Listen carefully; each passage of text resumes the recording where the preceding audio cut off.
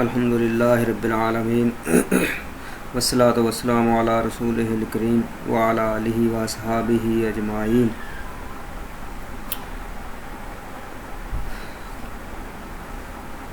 یہ کلاس ہمارا آج کا جو موضوع ہے وہ ہے تصوف، یعنی سائیکالوجی فرام اسلامک پرسپیکٹو کے تناظر میں ہم تصوف کو دیکھیں گے کہ تصوف ہے کیا۔ اللہ تعالیٰ نے قرآن پاک میں سورہ الفرقان میں یہ ارشاد فرمایا ہے کہ وَعِبَادُ الرَّحْمَنِ الَّذِينَ يَمْشُونَ عَلَى الْأَرْضِ هَوْنًا وَإِذَا خَاطَبَهُمُ الْجَاهِلُونَ قَالُوا سَلَامًا، یعنی رحمان کے وہ بندے جو زمین پر تواضع سے چلتے ہیں، عاجزی سے چلتے ہیں، اور جب انہیں جاہل لوگ پکارتے ہیں تو وہ سلام کہتے ہیں۔ یعنی رحمان کے بندے زمین پر، اللہ اپنے بندوں کی صفت بیان کر رہا ہے کہ وہ اللہ کے رحمان کے بندے عاجزی کے ساتھ چلتے ہیں زمین پر، اور جب جاہلوں سے ان کا سامنا ہو جاتا ہے تو وہ ان کو سلام کہہ کر آگے چلے جاتے ہیں، ان سے الجھتے نہیں ہیں۔ ٹھیک ہے، پھر اللہ کے رسول صلی اللہ علیہ وسلم کا بھی فرمان ہے کہ من سمع صوت اہل التصوف فلا یؤمن علی دعائہم کتب عند اللہ من الغافلین۔ آپ صلی اللہ علیہ وسلم نے فرمایا کہ جو صوفیاء کرام کی آواز سنے پھر ان کی پکار کو قبول نہ کرے تو وہ اللہ کے نزدیک غافلوں میں لکھا جاتا ہے۔ ٹھیک ہے، اچھا، اب کہ یہ جو لفظ تصوف ہے نا، یہ تو تھا نا قرآن پاک اور احادیث سے اس کا تھوڑا سا جو ہے ٹچ پروف، یہ ثبوت جس کو آپ کہہ لیں۔ تو اب یہ کہ تصوف ہے کیا، تو لوگوں نے اس بارے میں لوگوں سے مراد اہل علم نے اس میں بہت سی تحقیق کی ہیں، بہت سی اس کی تفصیلات بیان کی ہیں اس موضوع پر، تو بہت سی کتابیں لکھی گئی ہیں قرون اولیٰ میں بھی، اور آج تک لکھی جا رہی ہیں، اور بڑی معرفۃ الآراء کتابیں لکھی جاتی ہیں۔ ٹھیک ہے، تو اس لیے کہ آج یہ تصوف کی جو سمجھیں کہ اس کا صورت بدل دی گئی ہے ماڈرن دور میں، اور لوگ اس کو نا پتہ نہیں کیا کچھ سمجھنا شروع کرتے دیا ہے لوگوں نے۔ تو اس لیے جو علماء اکرام اہل علم ہیں وہ یہ لکھ رہے ہیں اس طرح کی لٹریچر، تاکہ جو قرون اولیٰ میں سے جو چل رہا ہے نا، صحیح جو تصوف کی اصلی شیپ ہے، شکل ہے، وہ لوگوں کے سامنے رہے۔ ٹھیک ہے، تو اس میں کئی مکتبہ فکر ہیں۔ ایک مکتبہ فکر یہ کہتا ہے کہ صوفی کو صوفی اس لیے کہا جاتا ہے کہ وہ صوف یعنی وہ وول کا کپڑا پہنتا ہے، اس لیے اس کو صوفی کہا جاتا ہے۔ اور ایک مکتبہ فکر، ایک اسکول آف تھاٹ یہ بھی ہے کہ صوفی کو اس لیے صوفی کہتے ہیں کہ وہ صف اول میں ہوتا ہے، جبکہ تیسرا نقطہ نظر بھی ہے کہ صوفی کو صوفی اس لیے کہا جاتا ہے کہ یہ اصحاب صفہ میں سے تھے۔ وہ اللہ کے رسول صلی اللہ علیہ وسلم کے زمانے میں جب آپ مسجد نبوی بنائی تھی تو وہاں پر ایک چبوترا بنا دیا تھا، صفہ عربی میں چبوترے کو کہتے ہیں، تو وہاں پر جو صحابہ رہتے تھے ان کو اصحاب صفہ کہا جاتا ہے، کہ وہ چونکہ ان کا کوئی گھر بار نہیں تھا، کوئی رشتہ دار نہیں تھا، کوئی نہیں تھا، وہ سب کچھ چھوڑ کر اللہ کے رسول صلی اللہ علیہ وسلم کے پاس آ گئے تھے، ایمان لے آئے تھے، تو اس لیے یہ ان کو وہ وہاں رہتے تھے، تو اس لیے ان کو اصحاب صفہ یعنی صوفی کہا جاتا تھا۔ ٹھیک ہے، اچھا، ایک اور نقطہ نظر بھی ہے، وہ یہ ہے کہ یہ کہتے ہیں کہ وہ اسم صفا سے مشتق ہے، اسم صفا۔ ٹھیک ہے، یعنی اس کے ہر ایک کے معنی میں طریقت بولتی، لغوی لحاظ سے اس کے معنی بعید از مفہوم ہو جاتے ہیں، کہ ہر حالت میں صفائے باطن و ظاہر محمود و پسندیدہ ہو، اور اس کی ضد مخالف ہے اور قدر اور خراب ہو جاتا ہے. یعنی اس میں صفا سے مشترک کیا ہے کہ ظاہری صفائی تو انسان رکھتا ہی ہے، اس کا تو خیال ہر کوئی کرتا ہی ہے، اس کا تو اہتمام ہر کوئی کرتا ہی ہے. باطنی صفائی کا اہتمام کرنا، ٹھیک ہے، اور جو یہ تصوف ہے، اور جو باطنی صفائی کا خیال رکھتا ہے اس کو کہا جاتا ہے صوفی تصوف. ٹھیک ہے. اچھا، پھر اس کی مطلب اور بھی بہت سی کی ہیں تفصیلات، تعریفیں بھی کی ہیں اہل علم نے. ٹھیک ہے. جو ہمارے ہاں قرون اولیٰ میں یہ لفظ استعمال کیا جاتا تھا. ٹھیک ہے.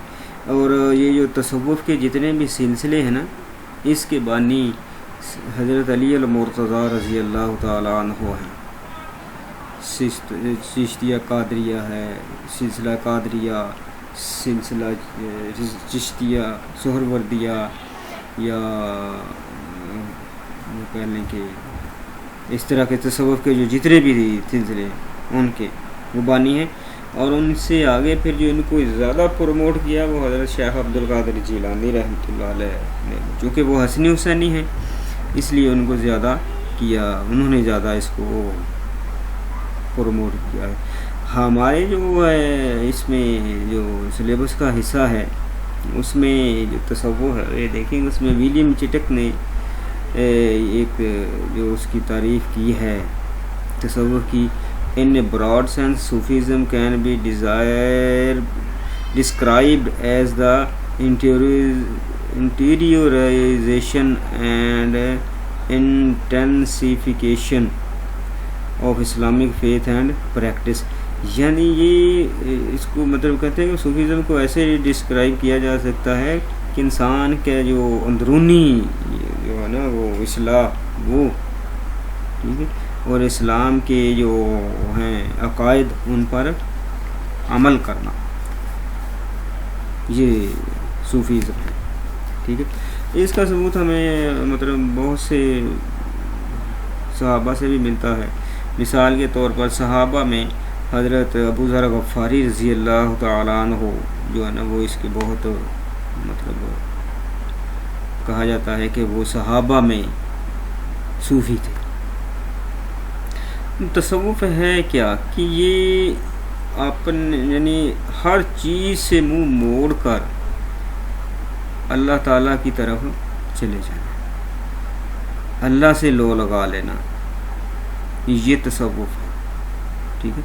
یہ تصوف نہیں ہے کہ گلے میں رنگ برنگے کپڑے پہن لیے اور ہاتھ میں ایک موٹا سا ڈنڈا سا پکڑ لیا اور گلے میں وہ گھنٹیاں اور ٹل وغیرہ ڈال لیے اور ایسے ہی بازار میں چلتے پھرتے.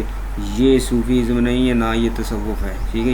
یہ خرافات ہیں، اس کو بدنام کرنے کی ایک کوشش کہہ سکتے ہیں آپ تصوف کو. ٹھیک ہے. تصوف یہ پیوریفیکیشن کا نام ہے، انٹیریئر پیوریفیکیشن کا نام ہے، اندرونی اصلاح کی، اندرونی پاکیزگی کا جو نام ہے تصوف. ٹھیک ہے. اچھا، پھر جو ہے اس کو آپ دیکھ لیں کہ صحابہ میں حضرت عثمان غنی، حضرت عثمان بن حضرت عثمان بن مظعون اور 3 صحابہ اور بھی تھے، اللہ کے رسول صلی اللہ علیہ وسلم کے پاس آئے اور آپ صلی اللہ علیہ وسلم سے عرض، اور آپ صلی اللہ علیہ وسلم گھر پر موجود نہیں تھے تو حضرت امی عائشہ رضی اللہ تعالیٰ عنہ سے ملاقات انہوں نے کی کہ اللہ کے رسول صلی اللہ علیہ وسلم کے جو گھر کے معاملات، یعنی وہ گھر میں کیا عبادت کرتے تھے رات کو، وہ ہمیں بتائیں، یا دن کو گھر میں، کیونکہ باہر تو ہم ساتھ رہتے ہیں تو ہمیں پتہ چل جاتا ہے گھر میں رہتے ہوئے. تو حضرت عائشہ صدیقہ رضی اللہ تعالیٰ عنہ نے بتایا کہ اللہ کے رسول صلی اللہ علیہ وسلم رات کی عبادت کیسے کیا کرتے تھے. تو اب انہوں نے جو 3 صحابہ آئے تھے ان میں سے ایک نے یہ مطلب عہد کیا کہ آج کے بعد میں دن کو روزہ اور رکھوں گا اور رات کو نوافل پڑھوں گا، اس کے علاوہ اور کوئی کام نہیں کروں گا۔ اچھا، دوسرے نے کہا کہ میں بالکل مطلب یہ دنیا داری چھوڑ دوں گا، کہیں جنگل میں چلا جاؤں گا اور وہاں اللہ کی عبادت کروں گا تاکہ کوئی ڈسٹرب کرنے والا نہ ہو۔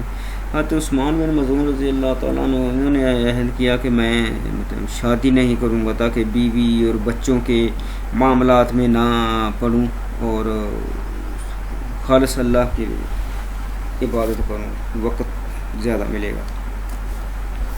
یہ تینوں تو چلے گئے۔ اب اللہ کے رسول صلی اللہ علیہ وسلم جب گھر واپس آئے، ٹھیک ہے، تو حضرت عائشہ رضی اللہ تعالیٰ عنہ نے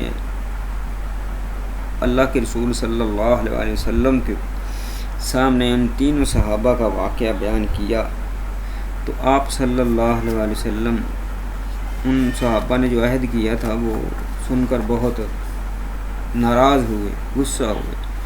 ان صحابہ کو بلایا اور ان سے کہا کہ ایکم مثلی، کون ہے تم میں سے جو میرے جیسا ہے؟ میں روزے بھی رکھتا ہوں، میں نمازیں بھی پڑھتا ہوں، نوافل بھی پڑھتا ہوں، میرے بیوی بچے بھی ہیں، میں دنیا کے سارے معاملات بھی کرتا ہوں، تو ایکم مثلی۔ حالانکہ ان صحابہ نے کوئی بری بات تو نہیں کی تھی، دن کو روزہ رکھنا اور رات کو عبادت کرنا، اللہ کی نوافل پڑھنا، تو یہ ٹھیک ہے۔ قرون اولیٰ میں بھی ہمیں اس کا بہت مطلب ملتا ہے کہ اللہ کے رسول صلی اللہ علیہ وسلم خود، حالانکہ حضرت عائشہ رضی اللہ تعالیٰ عنہ فرماتی ہیں کہ رات اتنا لمبا قیام کرتے تھے کہ حتیٰ تورمت قدماہ، یہاں تک کہ آپ کے پاؤں مبارک سوج جاتے تھے، سوالن آ جاتی تھی پاؤں مبارک پر، لیکن صحابہ کو روک رہے ہیں۔ حضرت عثمان غنی رضی اللہ تعالیٰ عنہ کے بارے میں آتا ہے کہ ایک رکعت میں پورا قرآن پاک پڑھ جاتے تھے، ساری رات میں صرف ایک رکعت میں، ٹھیک ہے۔ پھر حضرت حسین رضی اللہ تعالیٰ عنہ کے جو بیٹے ہیں حضرت امام زین العابدین، جو کربلا میں مردوں میں سے واحد اکیلے بچے تھے، ٹھیک ہے، ان کا لقب ہے سجاد، سجدے کرنے والا۔ ان کو امام زین العابدین بھی لقب ہے کہ عبادت کرنے والوں کے چراغ۔ کیوں ان کا یہ لقب پڑا ہے؟ اس لیے کہ یہ فرض نمازوں کے علاوہ دن رات یعنی 24 گھنٹے میں 1000 نفل پڑھتے تھے ایکسٹرا۔ روزے تو وہ رکھتے ہی تھے۔ امام ابو حنیفہ رحمہ اللہ 40 سال عشاء کے وضو سے فجر کی نماز پڑھی ہے، رات سوئے نہیں، ساری رات عبادت کرتے رہے، ٹھیک ہے۔ تو یہ مطلب قرون اولیٰ سے اس کا تصور تو ہے نا۔ پھر آپ سورہ مزمل میں چلے جائیں، وہاں اللہ تعالیٰ نے قرآن پاک میں فرمایا ہے نا اپنے نبی کو، جب آپ بہت لمبا قیام کرتے تھے رات کو، تو آپ اللہ تعالیٰ نے حکم دیا، یا ایھا المزمل قم اللیل الا قلیلا نصفہ او انقص منہ قلیلا او زد علیہ ورتل القرآن ترتیلا، کہ اے نبی آدھی رات کر لیں یا تھوڑا سا زیادہ کر لیں، بس اس سے زیادہ نہ کیا کریں، ٹھیک ہے۔ تو آپ صلی اللہ علیہ وسلم اور صحابہ بھی، سارے صحابہ ایسے تھے، ٹھیک ہے۔ تو یہ تو مطلب انہوں نے کوئی اتنا کام نہیں کیا تھا نا نماز اور روزے رکھنے والوں کا، اور جس نے کہا تھا کہ میں دنیا چھوڑ دوں گا اور صرف اللہ اللہ ہی کروں گا، تو اللہ کی عبادت تو ظاہر ہے دنیا کے جھنجھٹوں میں تو اتنا خلوص نہیں ہوتا، یا اتنا جس کہہ لو کہ وہ نہیں ہوتا، تو یہ بھی بظاہر تو اتنی بڑی بات نہیں تھی۔ تو حضرت عثمان بن مظعون رضی اللہ تعالیٰ عنہ نے کہا کہ میں نکاح نہیں کروں گا تاکہ بیوی بچوں کے معاملات میں نہ الجھ جاؤں کہیں۔ تو یہ بھی مطلب ان کی اپنی پرسنل لائف تھی، مگر پھر بھی اللہ کے رسول صلی اللہ علیہ وسلم نے صرف روکا نہیں بلکہ ناراض ہوئے گئی مثلی. جب کیوں یہ کہا تھا کہ اللہ تعالیٰ نے اپنے پیغمبر صلی اللہ علیہ وسلم کی پیروی کا جو ہے نا وہ حکم دیا تھا. ٹھیک ہے، لقد کان لکم فی رسول اللہ اسوۃ حسنہ، اللہ کے رسول صلی اللہ علیہ وسلم کی زندگی جو ہے نا وہ نمونہ ہے ہمارے لیے. ٹھیک ہے،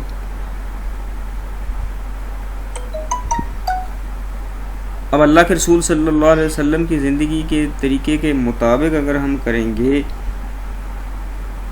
تو جو وہ ہماری ہو جائے گی، عبادت قبول ہوگی کسی قسم کی. اور اگر آپ کے طریقے سے ہٹ کر کریں گے تو مجھے نہیں ہوگا. ٹھیک ہے، جس طرح سے تو یہ جو ہے نا اس کا تصوف، اس کا تعریف، اس کا یہ سارا کچھ تھا. اچھا، اب آگے آپ دیکھ لیں کہ قرون اولیٰ میں کتنے نامور صوفی گزرے ہیں. ٹھیک ہے، صوفی کی تعریفات یہ کچھ یہ تو ہے نا ہمارے جو سلیبس میں ولیم جیٹکس نے، یہ انگریز ہے، اور پھر اور بھی کچھ لوگوں نے اس کی تعریف کی ہے. ٹھیک ہے، انٹینس جیسے some modern scholars have a definition given. Some modern scholars have used other definitions of Sufism such as intensification of Islamic faith and practice and process of realization, ethical and spiritual ideals. روحانیت کو کرنے کے لیے. اچھا، پھر ایک عام مسلمان اور صوفی میں فرق ایمان اور معرفت کا ہے. معرفت اور چیز ہے، ایمان اور چیز ہے. اللہ تعالیٰ نے قرآن پاک میں بھی فرمایا نا، من جاہد فینا لنہدینہم سبلنا، جو ہمارے طریقے پر، ہمارے راستوں پر زیادہ کوشش کرے گا ہم کو اور نئے راستے دکھائیں گے. یہ معرفت ہے. جس طرح ایمان فقط مان لینے کا نام ہے، اللہ اور اس کے رسول کو مان لیا تو یہ ایمان ہے. ٹھیک ہے، فرشتوں کو، اس کی کتابوں کو، آخرت کو، ہر چیز کو ایمان ہے، وہ چاہے اللہ کی ذات صفات ہوں یا دیگر حقائق. لیکن ایک صوفی اور عارف جس بات کو مانتا ہے نا، اس قلب کی نگاہ سے دیکھتا ہے، پھر اس سے مشاہدہ اطمینان قلب نصیب ہوتا ہے. علامہ اقبال رحمۃ اللہ علیہ نے کہا تھا نا، فقط نگاہ سے ہوتا ہے فیصلہ دل کا، جو نہ ہو نگاہ میں شوخی تو دل بری کیا ہے. تو اللہ والے جو ہے نا وہ ایک نگاہ سے جو دیکھتے ہیں وہ معرفت ہوتی ہے. پھر اللہ کے رسول صلی اللہ علیہ وسلم کا ایک فرمان بھی ہے کہ اتقوا بفراست المومن فإنہ ینظر بنور اللہ، مومن کی فراست سے بچو، وہ اللہ کے نور سے دیکھتا ہے. یہ معرفت ہے. کیا کہ یعنی اس کا اللہ اس کو سب کچھ دکھا دیتے ہیں. ایک تو تھا نا کشف کے ذریعے اللہ الہام کر دیتے ہیں. ٹھیک ہے، اہل کشف یہ اور چیز ہے. اچھا، اب یعنی یہ سب کچھ جب وہ دیکھتا ہے معرفت کی آنکھ سے تو اس کا ایمان معرفت میں بدل جاتا ہے. اس لیے اللہ تعالیٰ نے حضرت ابراہیم علیہ السلام کے لیے پرندوں کو زندہ کر کے دکھایا. کیسے؟ اب اتنے بڑے نبی، ٹھیک ہے، جد الانبیاء، ان کا واقعہ اللہ نے قرآن پاک میں بیان کیا. کیا بیان کیا کہ حضرت اس سے پہلے ایک واقعہ حضرت عزیر علیہ السلام کا اللہ نے بیان کیا. کیا؟ او کلذی مر علی قریۃ، یہ مطلب معرفت اور اللہ اس کو دکھاتے ہیں. اب پیغمبر کا تو اللہ کی ذات پر ایمان بہت اعلیٰ درجے کا ہوتا ہے نا، لیکن پھر بھی حضرت عزیر علیہ الصلوۃ والسلام جب جا رہے ہیں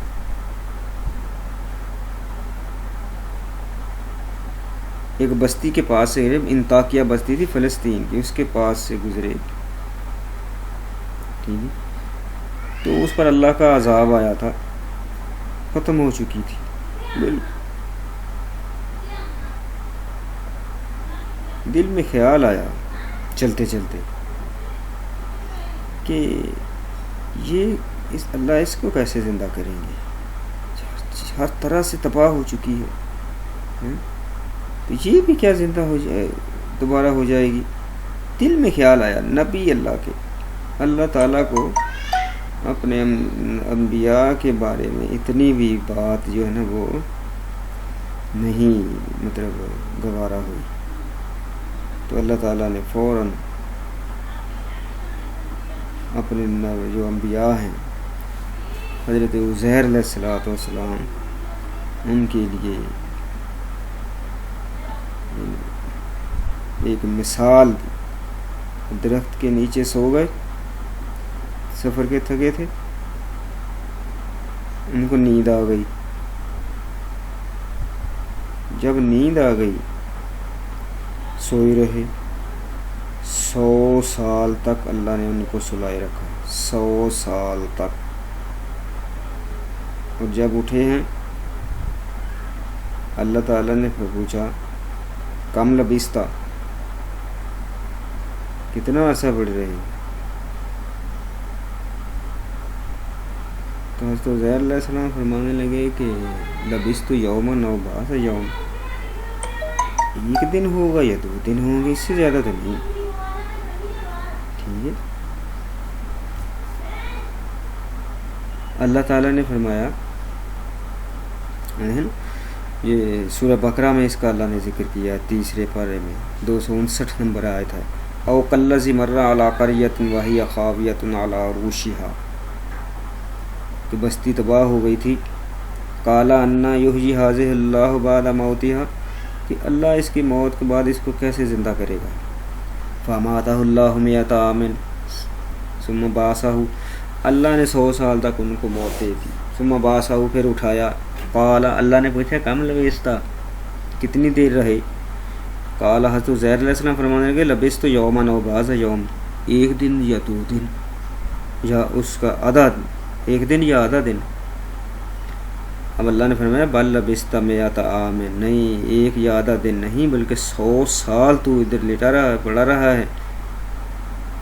اچھا، اب ان کی مزید تسلی کے لیے کہ واقعی میں 100 سال پڑا رہا ہوں، تو اللہ نے فرمایا فانظر الی طعامک و شرابک لم یتسنہ، اپنا کھانا دیکھو اور اپنا پانی دیکھو، لم یتسنہ، خراب نہیں ہوا، ٹھنڈا نہیں ہوا، کھانا ویسے کا ویسا گرم اور پانی ویسے کا ویسا تازہ، جب دیکھا تو بالکل ایسے ہی تھے۔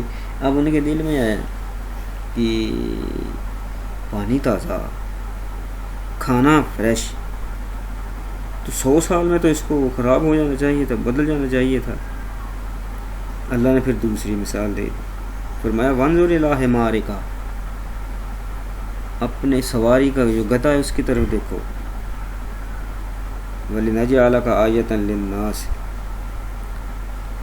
اور آپ کو لوگوں کے لیے نشانیاں بنائیں گے، وانظر الی العظام کیف ننشزها، گدھا دیکھا تو 100 سال میں وہ مر کھپ گیا، ہڈیاں ادھر ادھر بکھری پڑی ہیں۔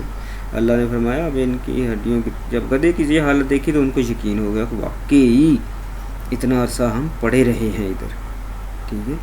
تو اللہ نے فرمایا اب گدھے کی طرف دیکھو ہم کیسے اس پر گوشت چڑھاتے ہیں۔ اللہ مردوں کو زندہ کر لے گا، یہ ایمان ہے، اللہ نے کر کے دکھایا اپنے انبیاء کو، یہ ان کی معرفت کی معراج تھی۔ ثم نقصوها لحما، پھر اس پر ہم گوشت چڑھائیں گے، فلما تبین لہ، جب اس گوشت چڑھ گیا، ہڈیاں جڑ گئیں اور خچر صحیح زندہ ہو گیا، آوازیں نکالنے لگا، تو ان کو یقین ہو گیا کہ اللہ موت دے کر دوبارہ زندہ کر لے گا. قال اعلم ان اللہ علی کل شیء قدیر. حضرت عزیر علیہ السلام فرمانے لگے کہ میں جانتا ہوں کہ اللہ ہر چیز پر قادر ہے.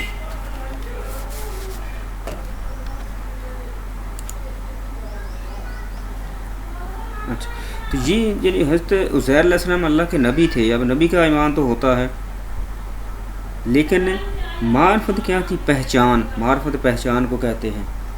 پہچان کرا دی، دکھا دیا کہ ایسے زندہ کروں گا سب کچھ. اچھا اس سے بالکل ہی اگلی آیت میں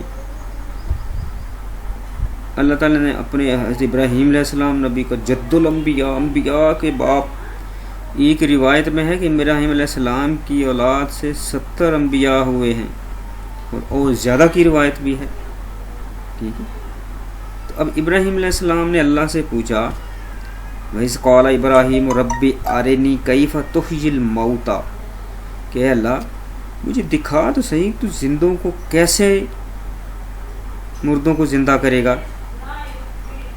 اللہ نے فرمایا قَالَ أَوَلَمْ تُؤْمِنْ، اے ابراہیم تیرا ایمان نہیں ہے کہ میں مردہ کو زندہ کر لوں گا. قَالَ بَلَا، ابراہیم علیہ السلام فرمانے لگے ہاں ایمان تو ہے.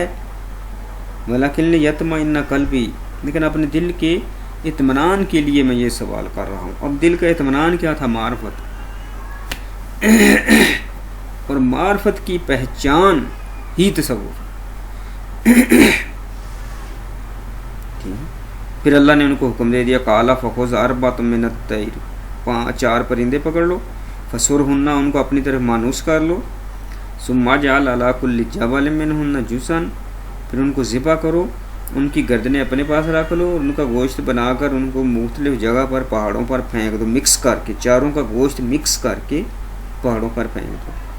ثُمَّ ادْعُوهُنَّ، پھر ان جانوروں کو نام لے کر پکارو، مرغ، مور، کوا اور کبوتر، یہ تھے جانور. یا 3 کسا، یا جس جانور کو بھی حکم دو، آواز دو گے وہ بھاگتا ہوا آپ کے پاس آئے گا. ہم نے دیکھ لیا. وَعْلَمْ أَنَّ اللَّهَ عَزِيزٌ حَكِيمٌ، اللہ نے فرمایا کہ ابراہیم یہ یقین رکھو کہ اللہ ہر چیز پر قادر بھی ہے، غالب بھی ہے، اور حکمت والا بھی ہے. ٹھیک ہے. تو اب ابراہیم علیہ السلام کا ایمان نہیں تھا اللہ پر کہ اللہ مردوں کو زندہ کرے گا. پھر بھی پوچھا. کیوں پوچھا؟ دل کے اطمینان کے لیے، اور دل کا اطمینان معرفت ہے. ٹھیک ہے. اچھا اب آ جائیں آگے کہ جب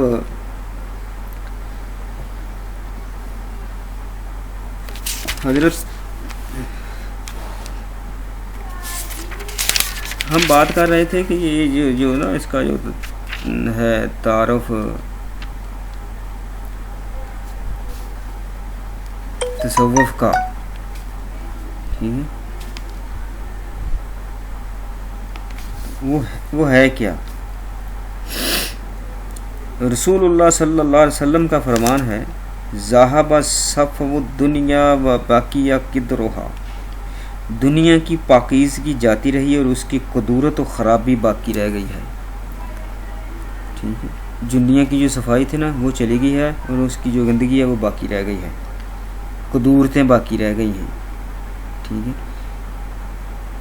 تو اس قدورتوں کا جو ان کو ختم کرنا یہ تصوف ہے. لطیف و پاکیزہ چیزوں کے نام سے اس کی صفائی مراد ہوتی ہے. اب چونکہ صوفیہ کرام اپنے اخلاق و معاملات کو مہذب و پاکیزہ بنا کر طبعی آفتوں سے نفرت کرتے ہیں، اس بنا پر انہیں صوفی کہا جاتا ہے. یہ نام اس جماعت صوفیہ کے لیے اسماء اعلام یعنی مخصوص و معین ناموں میں سے ہے. یہ ہر ایک کو یہ ایک خاص قسم کی شیپ اور اس طرح کا مدد کوئی شخص نظر آئے گا تو اس کے لیے یہ صوفی کا نام استعمال کیا جا سکتا ہے، ادروائز نہیں. ٹھیک ہے. اچھا پھر اللہ تعالیٰ نے حضرت ابراہیم علیہ السلام کے لیے پرندوں کو زندہ کر کے دکھایا، اور حقیقت جب آیت قدرت دکھا کر فرمایا کہ ابراہیم اللہ کو ایک جانتا تو ہے مگر اس کی معرفت بھی حاصل کر تاکہ تیری زندگی ایمان و یقین کی آئینہ دار بن جائے۔ اللہ نے کیا فرمایا؟ فَعْلَمْ أَنَّهُ لَا إِلَٰهَ إِلَّا اللَّهُ، کہ اللہ ایک ہے، اس کے سوا کوئی معبود بن نہیں ہے۔ تو صوفی اور عام مسلمان میں فرق ایمان اور معرفت کا ہوتا ہے۔ حضرت امیر المومنین حضرت علی رضی اللہ تعالیٰ عنہ سے کسی نے سوال کیا، صوفی اور عبادت گزار کس کو کہتے ہیں؟ صوفی اور عبادت گزار۔ اب ہاں اگر ہم جیسے ہوتے تو وہ کہتے ہیں کہ عبادت جو بہت کرتا ہے اسی کو تو صوفی کہا جاتا ہے، لیکن حضرت علی رضی اللہ تعالیٰ عنہ کیا فرماتے ہیں؟ صوفی اون کا لباس پہن کر عبادت کرنے والا وہ شخص ہے جو صدق و صفاء کی نیت پر یہ لباس پہنے اور محمد مصطفیٰ صلی اللہ علیہ وسلم کے راستے پر چلے، دنیا کو اپنی پشت اس طرح ڈال دے، سونا اور پتھر، چاندی اور مٹی کا ڈھیلا اس کی نظر میں برابر ہوں، یعنی کہ کسی کی طرف کوئی توجہ ہی نہ دے، ورنہ 1000 صوفی سے کوفہ کی گلیوں کا کتا بہتر ہے۔ کیا مطلب؟ دنیا کو پشے پست ڈال دے۔ اللہ کے رسول کا فرمان ہے نا کہ جو دنیا کی طرف بھاگتا ہے دنیا اس کے آگے بھاگتی ہے، اور جو دنیا سے بھاگتا ہے دنیا اس کے پیچھے بھاگتی ہے۔ ٹھیک ہے؟ تو تصوف کی جو تعریفیں ہیں وہ مختلف بزرگوں نے مختلف کی ہیں۔ التصوف ہوا علم یورف بہ احوال التزکیۃ النفوس و تصفیۃ الاخلاق و تعمیر الظاہر والباطن لنیل سعادت الابدیت۔ ٹھیک ہے،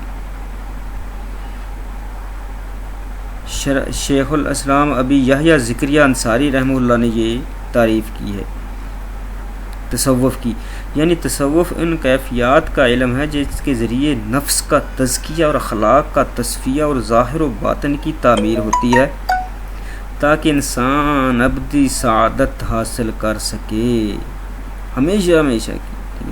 حضرت ابو الحسن نوری رحمہ اللہ فرماتے ہیں التصوف ترک کل حظ للنفس، تصوف تمام لذات نفسانی کو ترک کر دینے کا نام ہے، ہر طرح کی خواہشات کو چھوڑ دینے کا نام تصوف ہے، دنیاوی خواہشات۔ ٹھیک ہے، حضرت ابو علی قزوینی رحمہ اللہ کا ارشاد ہے کہ التصوف هو الاخلاق المرضیۃ، تصوف پسندیدہ اخلاق کو اختیار کرنے کا نام ہے۔ یہ انہی صوفیاء کے بارے میں علامہ اقبال رحمۃ اللہ علیہ نے بھی بڑی ایک پائے کی بات کہی ہے، زبردست بات کہی ہے۔ کیا کہ علامہ اقبال رحمۃ اللہ نے صوفیاء کے بارے میں فرماتے ہیں کہ نہ پوچھ ان خرقہ پوشوں کی، خرقہ پوش وہ جو اون کا لباس اور اس طرح کا جو پہنتے ہیں صوفی، نہ پوچھ ان خرقہ پوشوں کی ارادت ہو تو دیکھ ان کو، نہ پوچھ ان خرقہ پوشوں کی ارادت ہو تو دیکھ ان کو، ید بیضہ لیے بیٹھے ہیں اپنی آستینوں میں۔ ٹھیک ہے، کہ ان کی حقیقت نہ پوچھو بلکہ اگر ان سے ارادت ہے، ان سے عقیدت ہے تو پھر ان کو دیکھو، ان کے کمالات، ان کے کرامات ان کی دیکھو، پھر پتہ چلے گا کہ یہ کون لوگ ہیں۔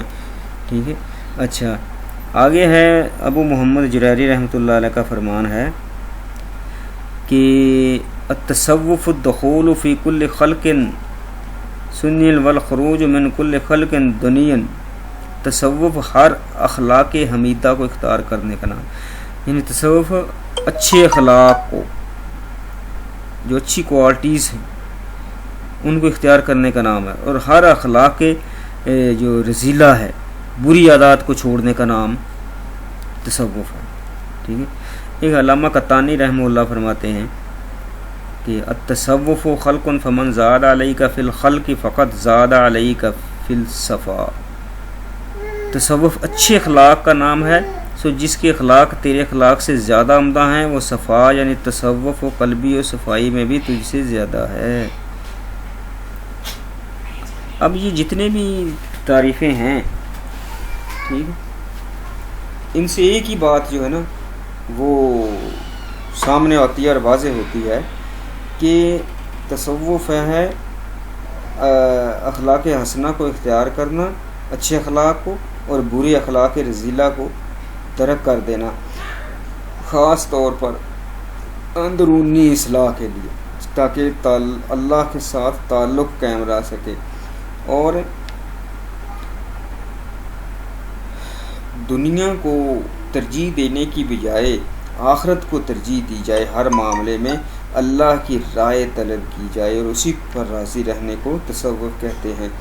علامہ اقبال رحمہ اللہ کا ایک اور آ گیا وہ خودی جس کا انہوں نے ذکر کیا ہے نا، یہ تصوف کے قریب ہی ہے کہ خودی کو کر بلند اتنا کہ ہر تقدیر سے پہلے خدا بندے سے خود پوچھے بتا تیری رضا کیا ہے۔ یہ سٹیج آ جائے، یہ تصوف کے ذریعے آئے گی، اسی کو اس سٹیج کے حصول کو تصوف کہا جاتا ہے۔ پھر جو لوگ تصوف پر اعتراض کرتے ہیں نا، ان تعریفوں کی روشنی میں ان کو مطلب یہ بات سامنے رکھنی چاہیے کہ مطلب وہ تصوف پر کیوں اعتراض کرتے ہیں، جبکہ تصوف تو اندرونی صفائی کا نام ہے نا، یا یوں سمجھ لیں کہ تصوف کے ذریعے منافقت کو ختم کیا جاتا ہے، انسان کے ظاہر اور باطن کو ایک کیا جاتا ہے۔ اب اس میں اعتراض کی بات تو کوئی بنتی نہیں، اور نہ یہ قرآن و سنت کے خلاف ہے۔ ہاں مطلب یہ جیسے پہلے شروع میں ذکر کیا کہ یہ جو لوگ ہیں ایسے ہی رنگین کپڑے پہن لیے اور ہاتھ میں ڈنڈا پکڑ لیا اور گھنگرو ایسے گھنٹیاں باندھ لی ٹال سے، تو یہ تو صحیح نہیں ہے۔ اگر یہ لوگ اس طرح سے جاہل قسم کے لوگ بدنام کرتے ہیں تو اس کا مطلب یہ تو نہیں ہے کہ آپ اس کو مطلب سرے سے ہی غلط کر دیں، ایسا تو نہیں ہونا چاہیے، ٹھیک ہے۔ تو مطلب ان جاہلوں کی وجہ سے ایک جو حقیقت ہے اس کو نہیں کیا جا سکتا، کسی صورت میں بھی وائلٹ نہیں کیا جا سکتا ہے۔ فتفکروا یا اولی الالباب، اللہ نے قرآن پاک میں جگہ جگہ کہا ہے نا کہ اے عقل والو غور و فکر کرو، افلا تعقلون افلا یتدبرون لعلکم یتفکرون، فاعتبروا یا اولی الابصار فاعتبروا یا اولی الالباب۔ یہ کیا ہے؟ ساری اسی اچھا، یہ تصوف کی تعریف تھی۔ اب کچھ علماء نے صوفی کی تعریف بھی کی ہے، پیچھے کچھ آ گئی نا، صوفی کس کو کہتے ہیں۔ اب اس میں ہے شیخ ابو علی رضابی رحمۃ اللہ علیہ، یہ بہت بڑے اللہ والے ہوئے ہیں، بزرگ ہیں، صوفی ہیں، تو وہ صوفی کی تعریف کرتے ہیں۔ الصوفی من لبس الصوف علی الصفا و اذاق الہوا و طعم الجفا و لازم ترک المصطفیٰ و کانت الدنیا منہ علی القفا۔ صوفی وہ ہے جو قلب کی صفائی کے ساتھ صوف پوش یعنی سادہ لباس اور نفسانی خواہشات کو سختی سے کنٹرول کرتا ہو، شریعت مصطفیٰ صلی اللہ علیہ وسلم کو لازم پکڑتا ہو اور دنیا کو پس پشت ڈال دیتا ہو۔ اب آپ بتائیں کہ اس تعریف میں صوفیزم پر جو ہے نا اعتراض کرنے والی تو کوئی بات نہیں نظر آئی کسی کو۔ حضرت جنید بغدادی رحمۃ اللہ علیہ بغداد عراق کے رہنے والے تھے، وہ جو صوفیاء کے امام مانے جاتے ہیں، انہوں نے کیا کہا ہے؟ صوفی فانی ذا خویش اور باقی بحق ہوتا ہے۔ حضرت عمر بن عثمان مکی رحمہ اللہ جی، ٹھیک ہے، بہت بڑے بزرگ ہوئے ہیں، یہ کہتے ہیں الصوفی ہوا ان یکون العبد فی کل وقت بما ہوا اولا بہ فی الوقت۔ صوفی وہ ہے جو ہر وقت اس کا ہو کر رہتا ہے جس کا وہ بندہ ہے، اس کا ہو کر رہتا ہے جس کا وہ بندہ ہے، یعنی اللہ کا، ہر اللہ کا بندہ ہے اور ہر وقت اللہ ہی کا ہو کر رہنا۔ اچھا، اب شیخ عبد القادر جیلانی رحمۃ اللہ علیہ، وہ جو تصوف سلسلہ تصوف کے بانی ہیں، بانیوں میں سے ہیں، حضرت علی کی اولاد سے ہیں، حسنی حسینی ہیں، وہ فرماتے ہیں کہ الصوفی ساکن الجوارح مطمئن الجنان مشروع الصدر منور الوجہ عامر الباطن غنی عن الاشیاء لخالقها۔ صوفی پرسکون جسم، دل مطمئن، منور چہرہ، سینہ کشادہ، باطن آباد اور تعلق مع اللہ کی وجہ سے دنیا کی تمام اشیاء سے بے پرواہ ہوتا ہے۔ یہ ہے صوفی کی تعریف، ٹھیک ہے۔ اور بھی مطلب بے شمار صوفیاء کی جو تعریفیں کی گئی ہیں، ٹھیک ہے۔ اب مطلب وہ تو اس کا تو ذکر پہلے آ گیا کہ صوفی کو صوفی کیوں کہا جاتا ہے، ٹھیک ہے۔ تو یہ ساری اس کا ذکر تو پہلے مطلب ہم کر چکے ہیں۔ اچھا، یہ مطلب اب یہ ہے کہ صوفی جو ہے نا، اس کی ہسٹری کیا ہوگی، صوفی کی تعریف کیا ہوگی۔ اور تعریف تو ہو گئی، ہسٹوریکل بیک گراؤنڈ جس کے کہتے ہیں، مختصر تفسیر، ٹھیک ہے۔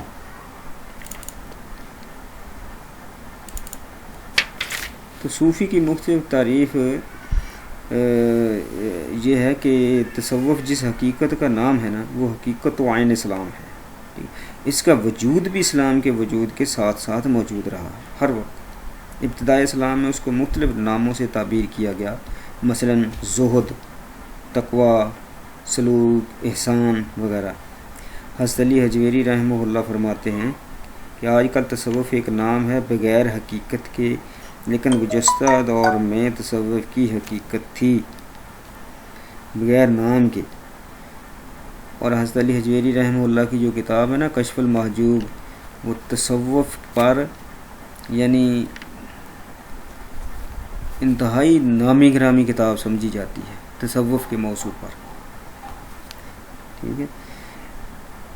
امام ابن تیمیہ رحمۃ اللہ علیہ فرماتے ہیں، امام ابن تیمیہ رحمہ اللہ وہ شخص ہیں، وہ ہستی ہیں کہ ان کا جنازہ چیل سے نکلا تھا، اور ان کے جنازے کو دیکھ کر 40,000 تاتاریوں نے کلمہ پڑھ لیا تھا، صرف جنازے کو دیکھ کر، اتنے بڑے اللہ والے تھے۔ وہ فرماتے ہیں کہ صوفی کا لفظ سب سے پہلے بصرہ میں حضرت خواجہ حسن بصری کے متعلقین کے لیے استعمال ہوا۔ حسن بصری حضرت علی رضی اللہ تعالیٰ عنہ کے شاگرد ہیں، اور یہ ام المومنین حضرت ام سلمہ رضی اللہ تعالیٰ عنہ کی ایک باندی تھی، ان کے یہ بیٹے ہیں، لہذا حضرت ام المومنین حضرت سلمہ رضی اللہ تعالیٰ عنہ نے حضرت حسن بصری رحمہ اللہ کی پرورش کی ہے، کیونکہ بصرہ میں زہد، عبادت اور خوف خدا کا بہت زیادہ مبالغہ تھا۔ کیوں کہ بصرہ حضرت علی رضی اللہ تعالیٰ عنہ کے جو تربیت یافتہ شاگرد جو وہاں تھے، اس حد تک کہ مثال مشہور ہو گئی کہ فقر کوفی اور عبادت بصری۔ بعض کے قول کے مطابق یہ نام سب سے پہلے جابر بن حیان جو مشہور عالم کیمیا تھے پر پڑا، جو زہد کا بہت زیادہ عادی تھا۔ جابر بن حیان یعنی وہ اکیلے سائنسدان نہیں تھے، اللہ والے بھی تھے اور عالم بھی تھے۔ اچھا، تقریباً 50 برس بعد دوسری صدی ہجری گزرنے کے بعد مسلمانوں میں لفظ صوفیہ کی اصطلاح عام ہوئی۔ تقریباً 200 ہجری کے بعد بغداد کی مساجد میں تصوف کے موضوع پر درس دیے گئے۔ اس کے بعد وقتاً فوقتاً تصوف کی اصطلاح وضع ہوتی رہی، ٹھیک ہے۔ متقدمین صوفیہ کرام کی تعلیمات کو مدون کرنے والے پہلے بزرگ حضرت حارث محاسبی رحمہ اللہ، انہوں نے الرعایہ کتاب تصوف کی ہے، کتاب کا نام ہے، اسی پر تصوف کی ہسٹری پر۔ تو امام صوفیہ حضرت جنید بغدادی رحمہ اللہ نے پہلی مرتبہ تصوف کو بحیثیت ایک فن کے کمپائل کیا تھا، کہ آپ کی جو تھی نا کمپائلیشن، اس کو آپ کے جو اسٹرکٹ سے اسٹرکٹ اپوننٹ تھے انہوں نے بھی اس کو ایکسیپٹ کیا ہے کہ ہاں واقعی یہ کام ہوا ہے اور یہ حقیقت ہے، اور اس کا اور یہ عین اللہ اور اس کے رسول صلی اللہ علیہ وسلم کے طریقہ کے مطابق ہے، اس سے ہٹ کر کچھ نہیں ہے، ٹھیک ہے۔ پھر ابو نصر سراج توسی رحمہ اللہ ایک ہوئے ہیں بزرگ، 4 صدی ہجری میں انہوں نے ایک کتاب لکھی، اللمع کتاب کا نام ہے۔ تصوف کی تمام اس میں جو بھی مطلب نا فنڈامنٹل چیزیں ان کو ذکر کیا، احادیث کو وہ انہوں نے زیادہ کوٹ کیا جن احادیث سے تصوف کا پروف ملتا تھا. ٹھیک ہے. چوتھی صدی میں ہی ایک اور جو کتاب ہے تصوف کی، التعارف، معرفت سے ہے نا تصوف، کیونکہ تصوف کا جو مین پوائنٹ ہے وہ ہے ہی معرفت، اس لیے تعارف نام رکھا گیا ان کا. یہ بخارا میں لکھی گئی تھی جہاں کے امام بخاری رحمہ اللہ. ٹھیک ہے. حضرت ابو اپنا صوفیہ کے عقائد اور احوال کا ذکر ہے. چوتھی صدی ہجری میں حضرت ابو طالب مکی رحمہ اللہ نے قوت القلوب لکھی. 5ویں صدی میں طبقات الصوفیہ نیشا پور میں لکھی گئی. یہ ان کے مطلب نام ہے تصوف کے، اور ان کا ہسٹوریکل کچھ بیک گراؤنڈ بھی ہے کہ یہ وہ نئی چیز نہیں ہے تصوف. ٹھیک ہے. اور ابو نعیم اصفہانی نے حلیۃ الاولیاء اصفہان میں لکھی. حلیۃ الاولیاء یہ تو میں نے پڑھی ہے الحمدللہ. ٹھیک ہے. پھر علامہ قشیری رحمہ اللہ نے 5ویں صدی میں رسالہ قشیریہ نیشا پور میں لکھا. حضرت علی حجویری نے 5ویں صدی میں کشف المحجوب لکھی، جس کا میں نے ذکر کیا. یہ بھی الحمدللہ اللہ نے مجھے توفیق دی پڑھنے کی، پڑھی ہے میں نے. 5ویں صدی کے آخر میں حضرت امام غزالی رحمہ اللہ نے احیاء علوم الدین اور المنقذ من الضلال کے ذریعے پوری امت مسلم مقام کو خطاب کیا. یعنی یہ تصوف پر کتابیں ہیں. احیاء علوم الدین یہ تو میں نے پڑھی ہے، دوسری نہیں پڑھنے کا موقع ملا. ٹھیک ہے. مطلب یہ سارے جو نا حضرت امام ربانی، حضرت مجدد الفسانی، شیخ شہاب الدین سہروردی، حضرت معید الدین چشتی اجمیری رحمہ اللہ، انہوں نے مطلب اپنی تقریروں اور تحریروں میں تصوف کی اشاعت فرمائی تھی.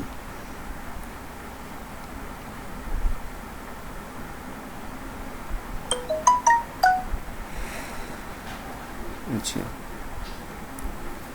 یعنی تصوف کا اللہ نے قرآن پاک میں جو فرمایا سورہ اعلیٰ جو ہے، قد افلح من تزکا، جس شخص نے جو پاک ہو گیا تو وہ کامیاب بھی ہو گیا. اور پھر سورہ شمس میں ہے قد افلح من زکاہا وقد خاب من دساہا، بے شک مراد کو پہنچا جس نے اس کو پاک رکھا. یعنی وہ کامیاب ہو گیا وہ شخص جس نے پاک رکھا، اور نامراد ہوا جس نے اس کو گندا کیا گناہوں سے، روح کو. کیونکہ روحانیت ہے نا یہ اصل میں، ظاہر اور باطن اہل تصوف کی ایک اصلاح ہے. علم ظاہر سے مراد ان باتوں کا علم یا ان اعمال کا علم ہے جن کا تعلق انسان کے ظاہری اعضاء سے ہوتا ہے. ہاتھ، پاؤں، زبان، آنکھیں، کان، یہ. اور یہ علم باطن ان احکامات کا علم ہے جن کا تعلق باطنی اعضاء سے ہوتا ہے. دل، نیت، دماغ، ذہن میں کیا چل رہا ہے، یہ ساری چیزیں. دونوں انواع کے احکامات قرآن کریم اور حدیث مبارکہ میں کثرت سے ملتے ہیں.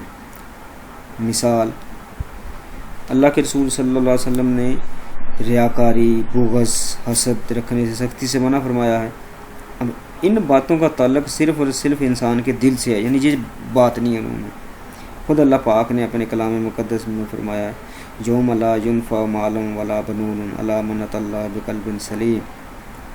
اس دن نہ تو مال نفع دے گا نہ اولاد نفع دے گی، ہاں جو نیک دل لے کر آئے گا اللہ کے پاس اس کو.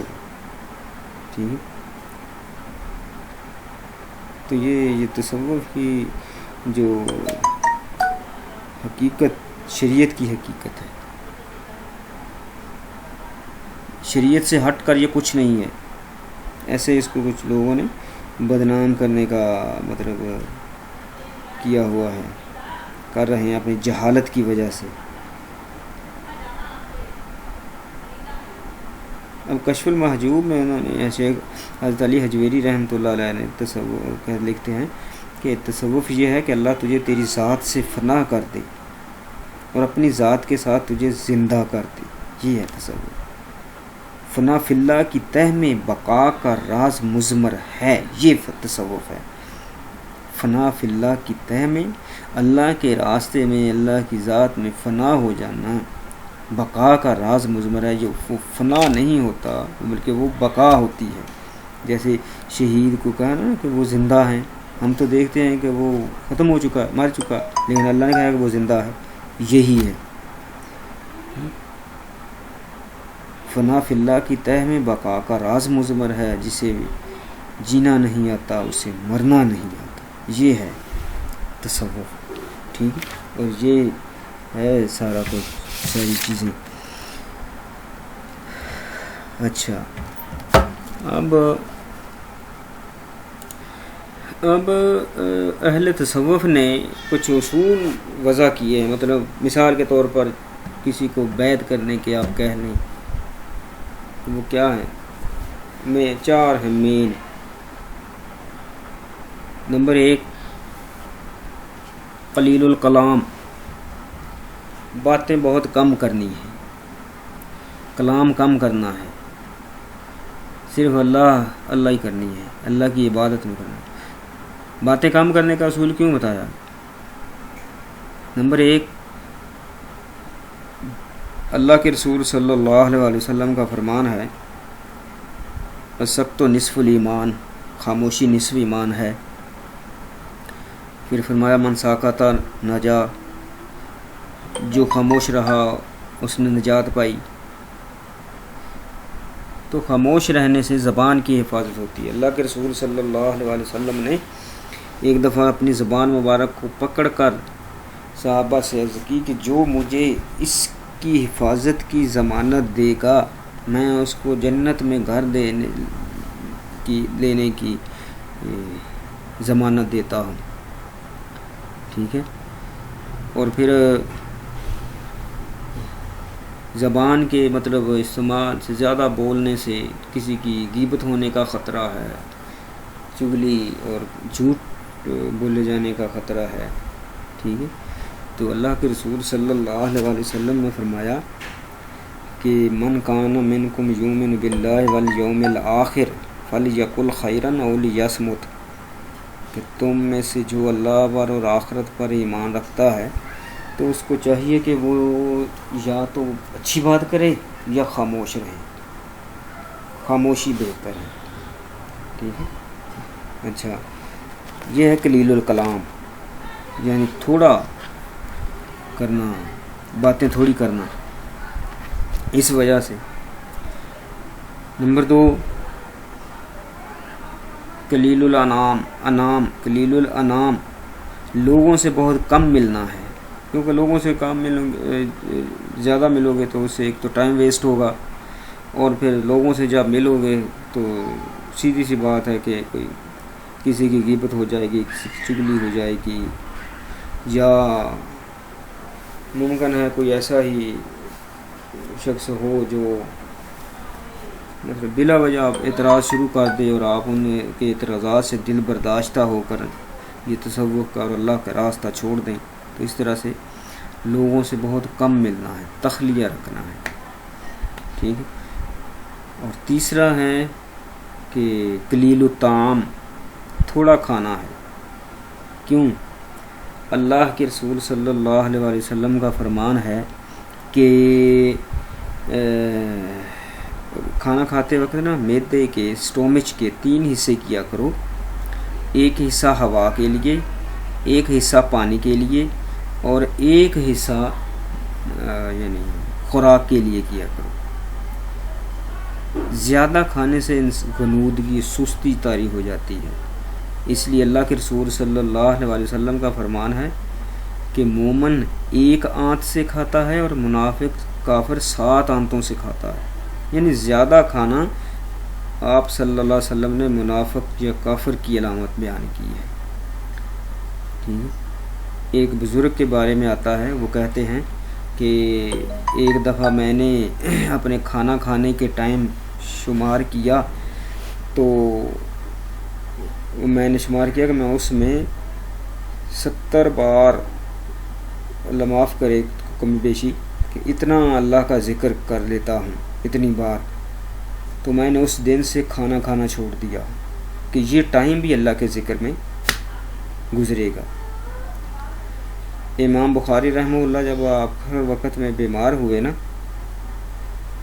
تو جو حکیم تھے یا اس وقت کے ڈاکٹر تھے، تو انہوں نے ان کا جو جب ڈائگنوز کیا تو پتہ چلا کہ ان کا جو معدہ ہے نا، سٹومچ، وہ خشک ہو چکا ہے۔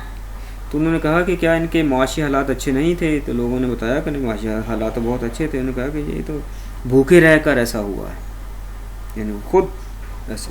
حضرت امی عائشہ رضی اللہ تعالیٰ عنہ فرماتی ہیں کہ اللہ کے رسول صلی اللہ علیہ وآلہ وسلم کے گھر میں 2 ماہ گزر جاتے تھے، 3 ماہ گزر جاتے تھے اور چولہا نہیں جلتا تھا۔ یہ اختیاری ہے سب کچھ، ٹھیک ہے۔ تو یہ قلیل الطعام ہے، یعنی تھوڑا کھانا ہے۔ آپ رات کو تجربہ کر لیں، بہت زیادہ اچھی طرح پیٹ بھر کر کھا لیں، اور رات کو اگر آپ کوئی اپنا پڑھنا چاہیں یا عبادت کرنی چاہیں تو نہیں کر سکتے، اس لیے کم کھانے سے، اور کم کھانے سے حاجت بھی کم ہوگی، اس لیے بار بار وضو بھی نہیں کرنا پڑے گا، ایک ہی وضو چلے گا، ٹھیک ہے۔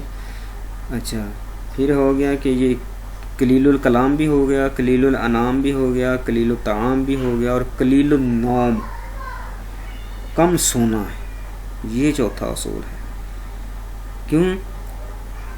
مطلب ایک محتاط اندازہ، یہی صوفیاء ہی مطلب کوئی اعداد و شمار فگر پیش کرتے ہیں جمع تفریق کر کے کہ انسان زندگی میں آدھی زندگی اپنی سوتا ہے، یعنی آدھی رات ہوتی ہے آدھی دن ہوتی ہے، تو آدھی زندگی کام کرتا ہے جس میں اللہ کی عبادت بھی ہوتی ہے اور دوسرا بھی سب کچھ ہوتا ہے، ٹھیک ہے۔ تو اب جب جو سو گیا تو وہ لمحہ تو ضائع گیا، ٹھیک ہے۔ اب اس میں کیونکہ اللہ کا اس میں ذکر نہیں ہوا، اس لیے وہ لمحہ ختم، ضائع گیا۔ قیامت کے دن جنت میں جانے کے بعد جنتیوں کو جو سب سے زیادہ افسوس ہوگا نا، وہ اس بات پر ہوگا کہ یعنی ان کا جو لمحہ دنیا میں اللہ کے ذکر سے خالی گزرا ہوگا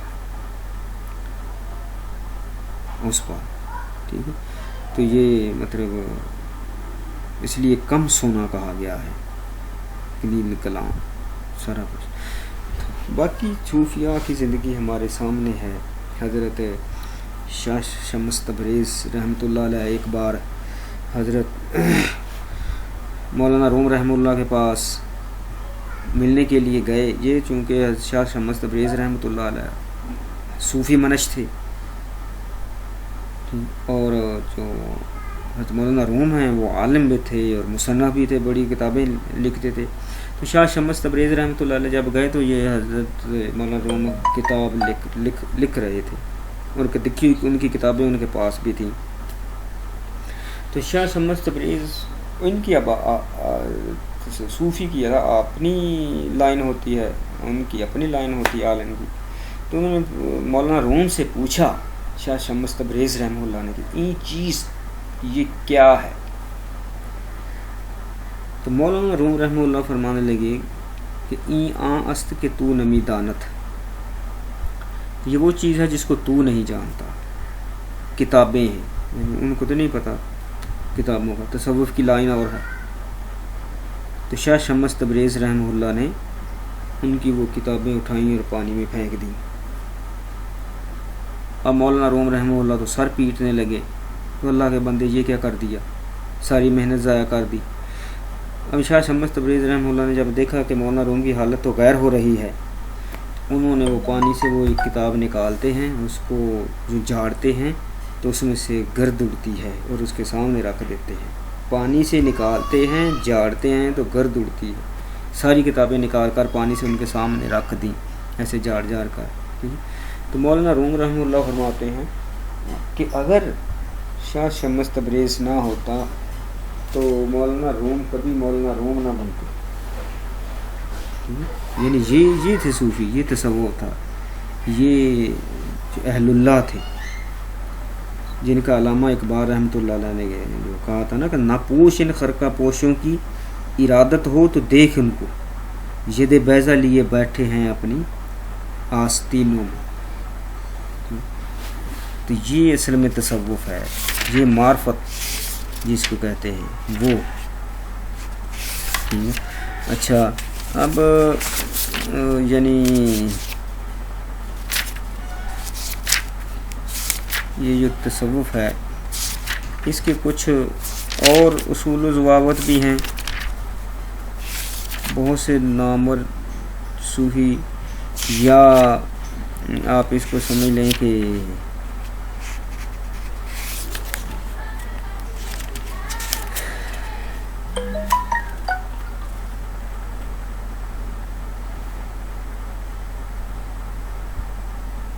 علم یعنی تصوف حقیقت ہے نا، ایک حقیقت ہے. اس لیے فرمایا کہ معرفت حق تعالیٰ میں کوشش و جستجو کرنا یہ باطنی علم کا اصول ہے، اور ظاہری علم فروغ میں لوگوں سے معاملہ کی درستگی، اور باطنی علم فروغ میں نیت کا صحیح درست رکھنا. علم حقیقت کے 3 رکن ہیں. ایک یہ کہ ذات باری تعالیٰ اور اس کی وحدانیت اور اس کے غیر سے اس کی مشابہت کی نفی کا علم. دوسرا یہ کہ صفات باری تعالیٰ اور اس کے احکام کا علم. تیسرا یہ کہ اللہ تعالیٰ کے افعال یعنی تقدیر الہی اور اس کی حکمت کا علم. علم شریعت کے بھی 3 ہی ہیں، یعنی ایک کتاب قرآن کریم، دوسرا سنت، اور تیسرا اجماع امت، جس کو ہم وہ کہتے ہیں کہ سورس آف شریعہ لا جس کو کہا جاتا ہے. ٹھیک ہے. اچھا اب رہ جاتی ہے کہ جو لوگ اعتراض کرتے ہیں تصوف پر اور اس کو رہبانیت سے تشبیہ دیتے ہیں کہ رہبانیت کو تو اللہ تعالیٰ نے حرام قرار دیا ہے، اللہ کے رسول صلی اللہ علیہ وسلم نے مونک ہوڈ کو حرام قرار دیا ہے، تو یہ دنیا سے کنارہ کشی کر لینا یہی تو رہبانیت ہے. تو یہ اسلام میں کیسے ہو سکتی ہے؟ سورہ الحدید میں اللہ تعالیٰ نے ذکر کیا ہے نا عیسائیوں کی جو ہیں رہبانیت، کیونکہ رہبانیت عیسائیوں کی ایجاد ہے. تو اللہ تعالیٰ نے ان کے بارے میں فرمایا کہ وَجَعَلْنَا فِي قُلُوبِ الَّذِينَ اتَّبَعُوهُ رَأْفَةً وَرَحْمَةً وَرَهْبَانِيَّةً ابْتَدَعُوهَا مَا كَتَبْنَا عَلَيْهِمْ إِلَّا ابْتِغَاءَ رِضْوَانِ اللَّهِ فَمَا رَعَوْهَا حَقَّ رِعَایَتِهَا. کہ یہ جو رہبانیت ہے نا، ہم نے انہوں نے اس کی ابتدا خود کی تھی، ہم نے ان کو ان پر اس طرح کی کوئی نہیں کی. اس سے وہ اللہ کی رضا چاہتے تھے، لیکن انہوں نے اس کا وہ حق ادا نہیں کیا، صحیح طریقے سے اس کو وہ فالو نہیں کر سکے جیسے اس کو فالو کرنے کا حق تھا. تو اسی طرح یہ اللہ کے رسول صلی اللہ علیہ وسلم نے بھی فرمایا کہ لا رہبانیت فی الاسلام، اسلام میں رہبانیت نام کی کوئی چیز نہیں ہے. کیا کہ رہبانیت ہوتی ہے کہ دنیا کو چھوڑ دینا. جیسے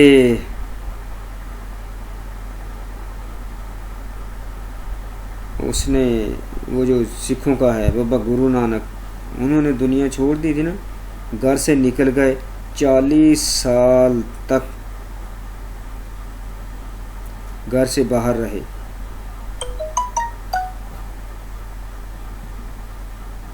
بیوی بچے کوئی ان کا پیچھے پرسان حال نہیں ہے. ٹھیک ہے.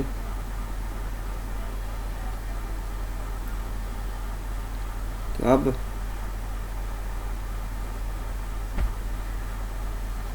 وہ 3 صحابہ کا ذکر پہلے میں نے کیا تھا، وہ یہی تھی ان کی حیثیت. اس لیے اللہ کے رسول صلی اللہ علیہ وسلم ناراض ہوئے تھے کہ یہ رہبانیت نہیں ہے. رہبانیت ہے کیا؟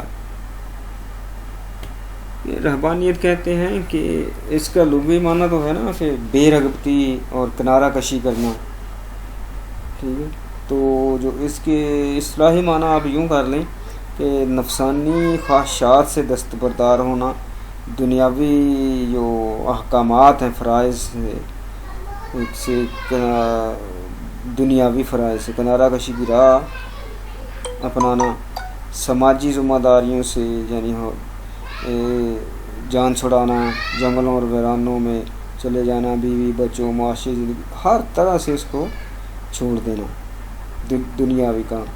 علامہ اقبال رحمہ اللہ نے فرمایا ہے نا کہ جلال پادشاہی ہو یا کہ جمہوری تماشا، جدا ہو دین سیاست سے تو رہ جاتی ہے چنگیزی. دین کو اگر آپ دنیا سے الگ کریں گے نا تو صرف ظلم اور بربریت باقی رہ جائے گی، ٹھیک ہے.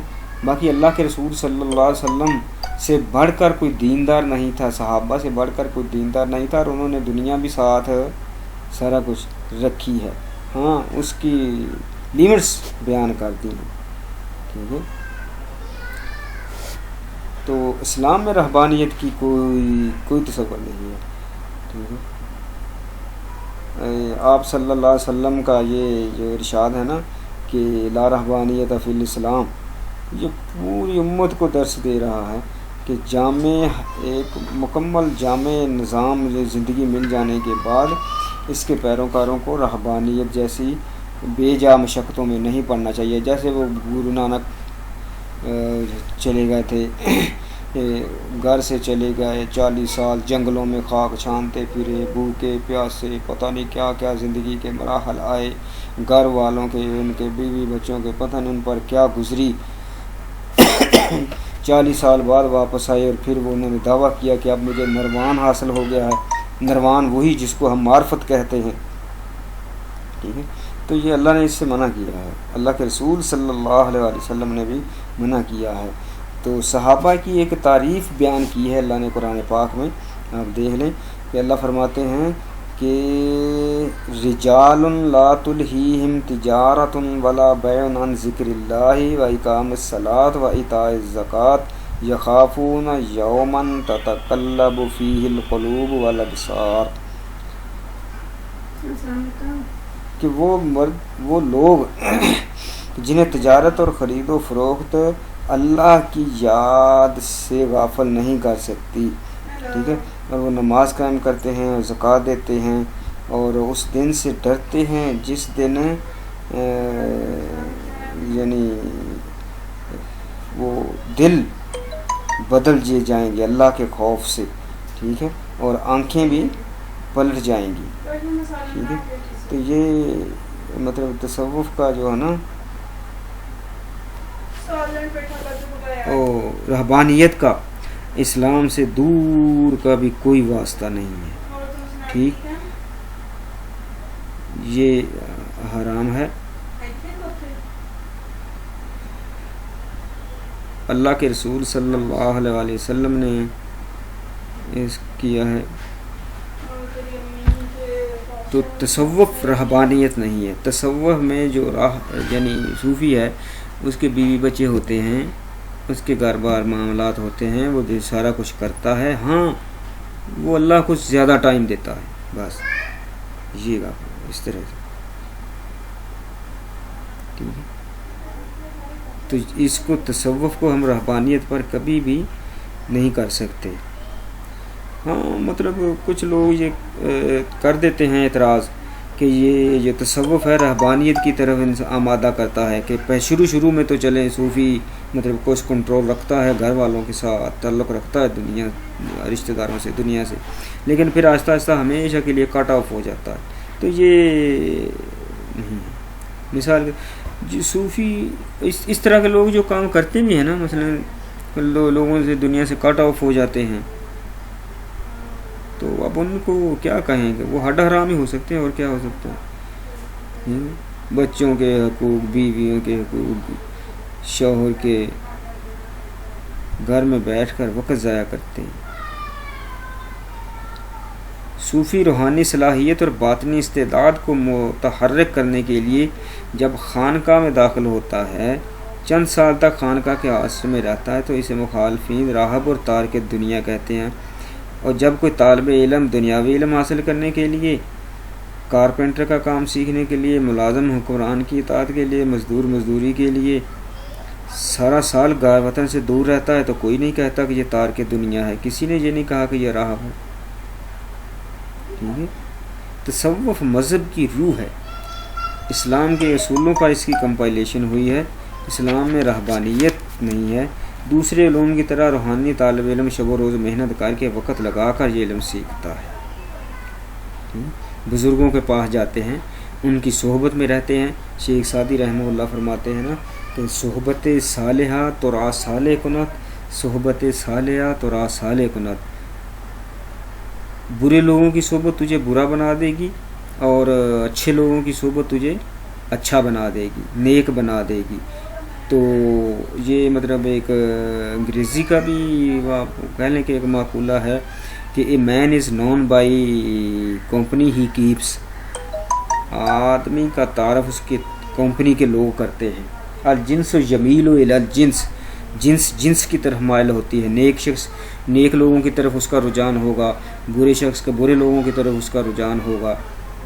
یعنی آپ دیکھ لیں طالب علم جب دو بیٹھے ہوں گے تو ہمیشہ اپنے کورس، اپنے سبق، اپنے ٹیچرز، اسی کے متعلق ہی وہ ڈسکس کریں گے۔ ٹھیک ہے، جو تاجر بیٹھے ہوں گے تو وہ تجارت کی ڈسکشن کریں گے، ڈرائیور ہوں گے تو وہ گاڑیاں کی ڈسکشن کریں گے۔ ٹھیک ہے، تو جو استاد ہیں جو وہ کریں گے تو وہ یعنی کلاس میں پڑھانا، کورس، یہ اس کے متعلق ان کی ڈسکشن ہوگی۔ کوئی کھیتی باڑی کرنے والا ہے تو وہ جب بیٹھیں گے تو ان کی آپس کی گفتگو اسی کھیتی باڑی کے بارے میں ہی ہوگی۔ ٹھیک ہے، تو یہ الجنس جمیل و الی الجنس کی جنس کی طرف مائل ہوتے ہیں۔ جس طرح کا آدمی المومن میرات المومن، اسی لیے تو کہا ہے اللہ کے رسول صلی اللہ علیہ وسلم نے کہ مومن کا آئینہ ہے، اس میں وہ ایک مسلمان کو دوسرے مسلمان میں وہی کچھ نظر آتا ہے جو خود ہوتا ہے، اپنا آپ ہی اس میں ہوتا ہے۔ تو یہ جو ہے نا رہبانیت، اس کا اسلام سے تو کوئی تعلق نہیں ہے، کبھی کسی ایک یعنی اب اس سے بڑھ کر اور کیا ہو سکتا ہے کہ آپ نے صحابہ کو اجازت نہیں دی ترک دنیا کرنے کی۔ ٹھیک ہے، تو اس لیے اللہ تعالیٰ نے فرمایا کہ اس کی ابتدا کرنے والے عیسائی تھے، اور اللہ نے اپنے رسول صلی اللہ علیہ وسلم کی، اگر یہ تارک دنیا یا رہبانیت اختیار کرنا کوئی افضل کام ہوتا تو سب سے پہلے پیغمبر کا نمونہ پیغمبر کرتے اور ہمارے سامنے کوئی مثال رکھتے، نہیں رکھی۔ اٹ مینس کہ اس کا اسلام سے کوئی تعلق نہیں ہے، اور تصوف رہبانیت نہیں ہے۔ ٹھیک ہے، تو یہ مطلب اس میں اللہ تعالیٰ اور اس کے رسول صلی اللہ علیہ وسلم کی جو ہے نا بتائی ہوئی تعلیمات، ان کے مطابق ہی یہ کیا جاتا ہے، اور ان سے ہٹ کر کچھ نہیں کیا جاتا۔ تو اللہ تعالیٰ اور اس کے رسول صلی اللہ علیہ وسلم کی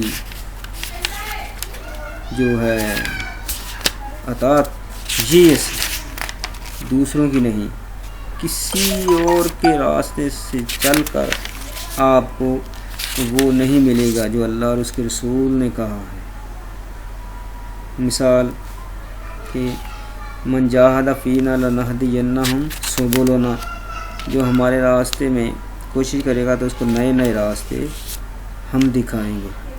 پھر ایک اور جگہ پر اللہ نے فرمایا سنریہم فی آیاتنا فی الآفاق وفی انفسہم حتی یتبین لہم انہ الحق، کہ ہم ان کو اپنی نشانیاں آفاق آسمانوں میں بھی دکھائیں گے، وفی انفسہم، اور ان کے اپنے جانوں کے اندر بھی دکھائیں گے، تو حتی یتبین، کہ ان پر یہ واضح ہو جائے گا کہ یہ حق ہے۔ کیا حق ہے؟ اللہ اور اس کے رسول کی تعلیمات، ٹھیک ہے، یعنی اس میں کوئی تو شک نہیں ہے. فرق صرف یہ ہے کہ اس سے یعنی وہ اللہ اور اس کے رسول کی اطاعت میں ہوں. پھر آپ دیکھیں کہ یہ مطلب بیعت ہوتی ہے نا، جو بزرگ ہیں نا وہ اپنے مریدوں کو بیعت کرتے ہیں، تو یہ وہی ہوتا ہے. اللہ تعالیٰ نے قرآن پاک میں ذکر کیا ہے نا کہ ان الذین یبایعونک انما یبایعون اللہ، کہ جو آپ کے ہاتھ پر بیعت کر رہے تھے وہ اللہ کے ہاتھ پر بیعت کر رہے تھے. ٹھیک ہے، تو یعنی بیعت کرنے کا بھی ایک پروف ہمیں اللہ اور اس کے رسول صلی اللہ علیہ وسلم کی طرف سے مل گیا. ٹھیک ہے، تو جو مرید ہوتے ہیں وہ اپنے شیخ کے یعنی صوفی اپنے شیخ کے صحبت میں رہ کر یہ سب کچھ سیکھتا ہے. ٹھیک ہے، اللہ کے رسول صلی اللہ علیہ وسلم کا فرمان بھی ہے انا مدینۃ العلم و ابو بکر نساسھا، انا مدینۃ العلم و ابو بکر نساسھا، یعنی میں علم کا شہر ہوں اور ابو بکر اس کی بنیاد. انا مدینۃ العلم و عمر جدارھا، میں علم کا شہر ہوں اور ابو بکر اس کی دیواریں. انا مدینۃ العلم و عثمان سقفھا، میں علم کا شہر ہوں اور عثمان اس کی چھت. انا مدینۃ العلم و علی بابھا، میں علم کا شہر ہوں اور علی اس کا دروازہ ہے. تو حضرت جو ہے نا یحییٰ بن معاذ رازی رحمہ اللہ یہ فرماتے ہیں کہ 3 قسم کے لوگوں کی صحبت سے بچو. اجتنب صحبت الثلاثہ، 3 لوگوں کی صحبت سے بچو. نمبر 1 احناف من الناس العلماء الغافلین، پہلا جاہل علماء سے بچو جنہوں نے دنیا کو اپنے دل کا قبلہ بنا رکھا ہے، صرف دنیا ہی ان کے پیچھے. جیسے آج کل کہیں بیان کرنے جاتے ہیں تو پہلے طے کرتے ہیں کہ ہم اتنا لیں گے، یہ ہماری ڈیمانڈ ہوں گی. یہ جاہل علماء ہیں، بادشاہوں کے درباروں میں جاتے ہیں، ظالموں حکمرانوں کی چاو پلوسی کرتے ہیں. ٹھیک ہے، حسد بغض کینہ ان کے دل میں ہوتا ہے. ٹھیک ہے، ان کی زبان میں تو مطلب بہت مٹھاس ہوتی ہے لیکن دل میں ان کے کچھ نہیں ہوتا. ٹھیک ہے، تو وہ فرماتے ہیں کہ 3 قسم کے لوگوں کی صحبت سے بچو. ان میں سے ایک جاہل علماء ہیں. دوسرے الفقراء المداحنین، فقراء مداحن،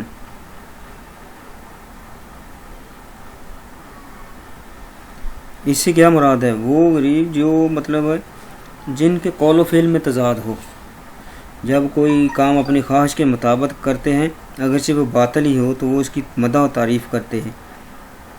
اپنی مرضی سے کوئی کام کرتے ہیں نا، ٹھیک ہے، تو وہ بھلے وہ کام سنت سے نہ بھی ثابت ہو تو پھر بھی اس کی تعریفیں کرتے ہیں کہ یہ ہو گیا وہ ہو گیا. ٹھیک ہے، غلط. اور تیسرا ہے کہ متصوفۃ الجاہلین، جاہل صوفیوں سے بچو. یہ وہ لوگ ہیں جن کا کوئی شیخ مرشد نہیں ہوتا، ان کا کوئی استاد نہیں ہوتا. بغیر استاد کے کچھ ہاتھ نہیں حاصل ہوتا. ٹھیک ہے، جتنا بھی کوئی کوشش کر لے خود پڑھنے کی، بھلے وہ پڑھ لے سب کچھ آ جائے، لیکن کہیں نہ کہیں استاد کی اس کو ضرورت پھر بھی پڑ جاتی ہے. ٹھیک ہے، ایک شخص سے ایک واقعہ سنا تھا کہ وہ ایک جگلر تھا، جادوگر. وہ چھری کو یوں اوپر اچھالتا تھا اور اس کو پھر اپنے منہ سے کیچ کرتا تھا. اب جو کافی خطرناک کام ہے کیونکہ گلے میں بھی لگ سکتی تھی. تو ایک شخص دیکھ رہا تھا، اس نے پوچھا کہ تمہارا استاد کون ہے؟ اب وہ تھوڑا سا نا پھول گیا اپنے آپ میں آ گیا، میں نے خود سیکھا ہے، میرا کوئی استاد نہیں ہے۔ اس نے کہا نہیں، کوئی کام استاد کے بغیر نہیں آتا، تو اتنا خطرناک کام استاد کے بغیر کیسے آ سکتا ہے؟ اس نے کہا نہیں، میرا کوئی استاد نہیں، میں نے خود سیکھا ہے۔ اس نے کہا اچھا اب کرو۔ اب دوسری بار جو اس نے وہ چھری اچھالی اور کیچ کرنے لگا تو وہ کیچ نہ کی گئی اور اس کے گلے میں لگ گئی۔ تو وہ جو شخص تھا وہ اس کے قریب آیا اور اس نے کہا کہ تمہارا استاد کون ہے؟